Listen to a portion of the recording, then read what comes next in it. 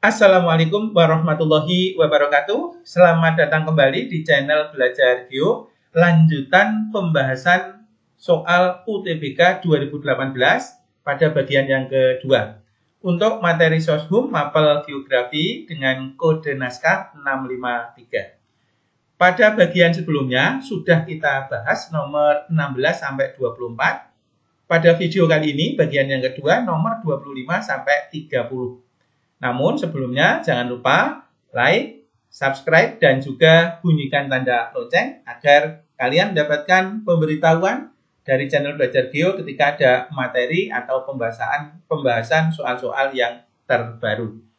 Kita mulai dari nomor 25, dicermati bentuk soal seperti ini. Ini ada dua pernyataan ya, yang satu sebagai pernyataan, yang kedua sebagai alasan. Karena itu ini adalah tipe soal B. Tipe soal yang A itu pilihan ganda ya. Tipe soal yang B ini soal hubungan sebab akibat. Dijawab A jika pernyataannya benar. Ini pernyataannya. Alasan benar, ini alasan. Keduanya menunjukkan hubungan. Ini pakai penjelasan ini akan lebih mudah ya. Ini A ya. Dijawab B jika pernyataan alasan benar semua tetapi tidak ada hubungan. C, pernyataan benar alasan salah. D, pernyataan salah alasan benar. Dan E, pernyataan alasan salah semua. Kita akan membahas soal ini. Terbentuknya kerjasama antar negara di wilayah ASEAN lebih ditandai oleh aspek kewilayahan daripada aspek politik. Nah, ini tentang wilayah ASEAN. Maka ini termasuk kajian negara maju dan negara berkembang, khususnya pada regionalisasi kawasan dunia. Di situ ada ASEAN, masyarakat Eropa, dan lain-lain. Nah, dari sini kita bisa membahas yang sudah juga kita jelaskan di video di channel ini pada Geo 12, kelas 12, video ke-18 tentang regionalisasi kawasan dunia, bahwa latar belakang berdirinya ASEAN itu ada banyak ya, tidak hanya wilayah. Yang pertama memang betul ya, persamaan letak geografis di mana sama-sama terletak di antara dua benua dan dua samudera. Tapi juga ada faktor lain yang melatar belakanginya, yaitu persamaan nasib dan sejarah. Sama-sama pernah dijajah, kecuali Thailand, karena dijadikan pembatas atau buffer state. Yang ketiga, persamaan budaya, sebagai sama-sama budaya bangsa Melayu. Yang keempat, persamaan kepentingan dan tujuan, yaitu untuk menjalin kerjasama pada bidang ekonomi, sosial, budaya, politik, ya, dan keamanan. Sehingga dengan begitu kita tahu bahwa faktor terbentuknya ASEAN itu ada banyak faktor, juga faktor wilayah dan juga politik. Karena itu ini adalah salah. Sebab organisasi ASEAN didirikan dengan tujuan membangun kerjasama antar negara dalam bidang sosial, ekonomi, budaya, pertahanan, dan keamanan. Ini ada semua dan persis dengan yang ada di video materi. Sehingga betul pernyataan salah, alasan betul, maka jawabannya adalah D. Nomor 26, persebaran flora. Flora fauna berarti kelas 11. Persebaran flora fauna di Indonesia sangat bervariasi karena, berarti pada sub KD faktor persebaran flora fauna. Kita akan membahasnya ya. Persebaran flora di Indonesia sangat bervariasi karena adanya perbedaan kondisi geografis. Faktor persebaran flora fauna di Indonesia itu kita jelaskan di video 14, video ke-8. Ini ya, slide saya ambil sama persis dengan yang ada di video. Itu ada 4 faktor. Edafik, klimatik, fisiografis, dan organis. Nah, kondisi geografis, keyword atau kata kunci dari pernyataan soal nomor 26 ini, itu kan bisa digambarkan dari edafik, klimatik, dan fisiografis. Sehingga ini adalah betul. Sebab kondisi geografis Indonesia yang menentukan variasi flora di Indonesia adalah kondisi iklim dan cuaca. Pada video ini, slide berikutnya kita juga sudah tegaskan bahwa faktor iklim adalah faktor yang paling dominan di dalam mempengaruhi persebaran flora dan fauna. Sehingga betul ya, pernyataan betul, alasan betul, dan ini saling terkait. Sehingga jawabannya adalah A. Nomor 27. Pesisir timur Sumatera lebih beresiko terlanda bencana tsunami dibanding pesisir barat Sumatera. Nah, ini tsunami berarti kelas 11 ya, KD mitigasi bencana, KD 7, khususnya tentang peta persebaran bencana, gitu. Nah, sekarang kita akan bahas ya, ini juga sudah ada di video materi, bahwa tsunami itu adalah bencana berupa gelombang laut tinggi yang bergerak dengan sangat cepat bergulung-gulung menerjang daratan. Tsunami itu disebabkan oleh antara lain gempa bumi laut, longsoran dasar laut, gunung api laut, dan lain-lain. Dan yang paling sering terjadi di Indonesia selama tsunami di beberapa tempat di Indonesia itu adalah karena gempa bumi laut. Nah, karena itu untuk bisa membuat atau mengetahui peta persebaran tsunami, kita juga mesti tahu peta persebaran bencana gempa bumi. Dan ini ya, di Indonesia.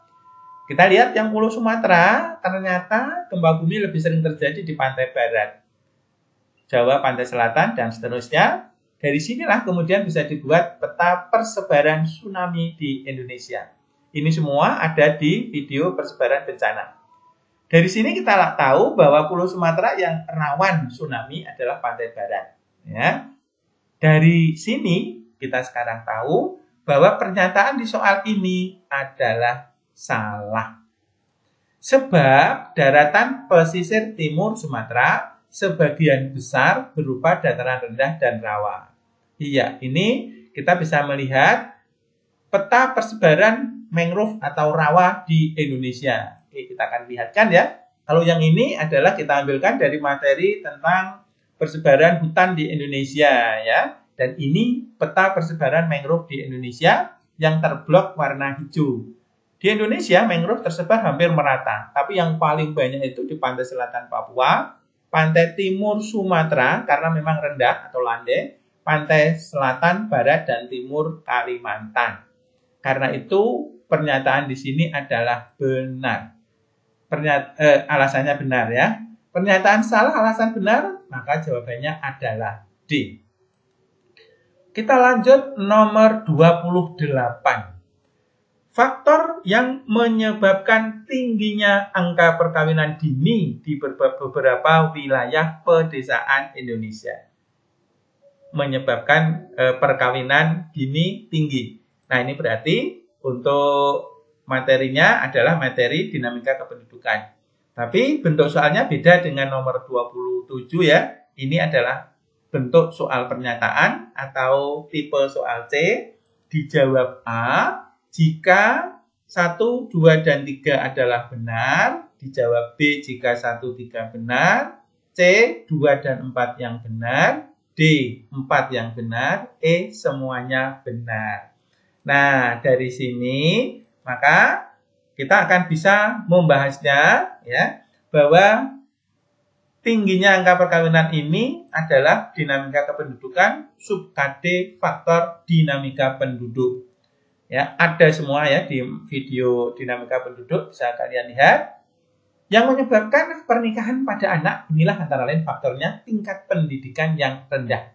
Biasanya kalau anak sudah lulus sekolah SD atau bahkan SMP itu di pedesaan itu, kalau perempuan ya biasanya langsung segera menikah begitu ya. Sehingga rendahnya tingkat pendidikan ini sangat mempengaruhi. Yang kedua, lingkungan sosial sekitar. Seperti pengaruh teman sudah pada menikah, tekanan orang tua supaya anaknya segera menikah begitu ya. Tapi di pilihan sini tidak ada. Yang ketiga adalah faktor ekonomi. Misalnya meningkatkan ekonomi. Meningkatkan ekonomi itu maksudnya kalau anak itu sudah menikah, maka dia akan segera berpikir bagaimana untuk mencari kebutuhan begitu ya, atau meringankan beban orang tua atau keluarga.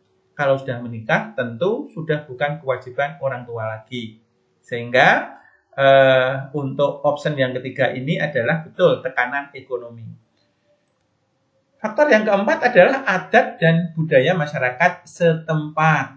Adat budaya yang mana? Biasanya pada masyarakat pedesaan tadi kalau anak perempuan ya, apalagi itu biasanya menikah muda itu menjadi kebanggaan ya. menjadi kebanggaan bagi masyarakat-masyarakat yang tinggal di pedesaan, apalagi di pelosok begitu.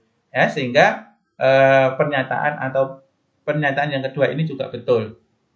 Yang kelima adalah faktor agama. Agama untuk menyegerakan menikah ketika memang sudah siap. Faktor yang keenam itu adalah kemudian akses informasi, dan faktor yang ketujuh pola asuh keluarga, seperti menikahkan dengan saudara jauh, seklan, sekerabat, dan lain-lain, khususnya apabila keluarga itu merasa mampu ya atau kaya begitu, supaya hartanya tidak jatuh ke orang lain, maka dinikahkan dengan yang masih saudara walaupun agak jauh begitu ya. Jadi oleh karena itu yang keempat ini juga menjadi faktor. Karena 1, 2, 3, 4 betul, maka jawabannya adalah E. Nomor 29. Peta resiko bencana setiap waktu, setiap wilayah perlu diperbarui secara terus-menerus dengan tujuan. Oke, ini juga KD mitigasi bencana, khususnya adalah siklus mitigasi bencana. Oke ya. Nah sekarang bahwa peta rawan bencana itu termasuk jenis peta dinamis, di mana peta yang dinamis itu berarti yang selalu atau berpotensi untuk sering berubah. Kenapa demikian? Ini antara lain bahwa faktor penyebab bencana itu juga sering berubah. Perkembangan penduduk berubah-ubah ya, umumnya bertambah. Perkembangan pembangunan semakin terus berkembang. Munculnya bencana-bencana baru yang mungkin sebelumnya tidak pernah terjadi. Oleh karena itu, perlunya dilakukan pembaruan pada setiap peta resiko bencana yang tujuannya adalah tentu ini ya, untuk menyusun rencana persiapan tanggap darurat. Ya, ini ya, betul ya, yang pernyataan pertama. Kemudian membuat analisis tentang dampak bencana yang timbul. Maka ini juga bisa kita katakan betul, karena tujuannya memang untuk mempelajari bencana itu. Dan yang ketiga, memprediksi ya jumlah kerugian seandainya dan suatu bencana itu terjadi. Ya. Kemudian dari 1, 2, 3 jawab pernyataan yang betul, maka jawabannya adalah A. Nomor 30 ya, nomor terakhir, pengendalian eksploitasi sumber daya alam tak terbarukan di Indonesia perlu digalakan. SDA tak terbarukan. Maka termasuk pengelolaan sumber daya alam di Indonesia, yaitu pada klasifikasi ya, atau sifat sumber daya alam. Klasifikasi yang sumber daya alam berdasarkan sifatnya, ada sumber daya alam dapat diperbarui dan tidak dapat diperbarui. Karena SDA tak terbarukan ini, keywordnya atau kata kunci di soal ini, itu artinya atau disebut juga sumber daya alam tidak dapat diperbarui, unrenewable resources, itu artinya adalah sumber daya alam yang apabila habis tidak dapat diperbarui lagi. Karena tidak dapat diperbarui lagi, maka beresiko ya. Contohnya barang tambang, seperti minyak bumi, batu bara, gas alam, timah, bauksit, nikel, dan sebagainya. Karakteristik dari sumber daya alam yang tidak dapat diperbarui ini antara lain, tentu jumlahnya itu terbatas. Nah, di pernyataan ada ya jumlahnya terbatas, kemudian memiliki nilai ekonomi yang tinggi. Walaupun untuk eksploitasinya juga tinggi, ini tidak ada di pernyataan.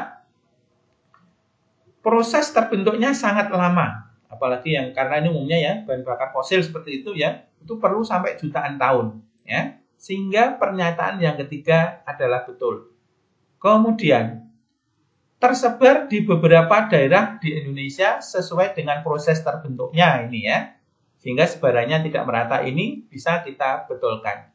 Kemudian suatu saat akan habis atau bisa habis sehingga harus dihemat.